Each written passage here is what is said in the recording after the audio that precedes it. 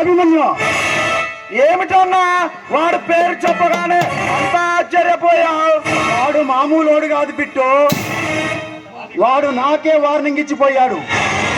సింహానికి పంజాలో బలం ఉంటుంది, ఏనుగుకి తొండంలో బలం ఉంటుంది, పొదలకి నీటిలో బలం ఉంటుంది, కానీ ఆ టైగర్ గాడికి శరీరం అంతా బలమే. రాయడాన్ని వాడిని కండబలంతో కాదు బిట్టు, బుద్ధి బలంతో చేయించాలి. రాయడన్నా నువ్వేనా మాట్లాడుతున్నది?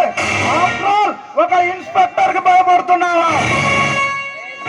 ఏ తమ్ముడు, కొమ్ములు తిరిగిన కరోడ ఆఫీసర్లు సైతం ఈ సీమ నడిబొడ్డున నరికి ముక్కలు ముక్కలుగా నరికిన చరిత్ర నాది. ఒక్కడుగు వెనక్కేసినంత మాత్రాన భయపడినట్టు కాదు, అదును చూసి వాణ్ణి సర్కస్ చేయించాలిరా. అర్థమైందా? అందుకు ఇప్పుడు మనం ఏం చేయాలన్నా, మన శత్రువైన జ్వాలాముఖి ఇంట్లో దొంగ నోట్ల కట్టలు బెండించి వాణ్ణి పట్టించాలి.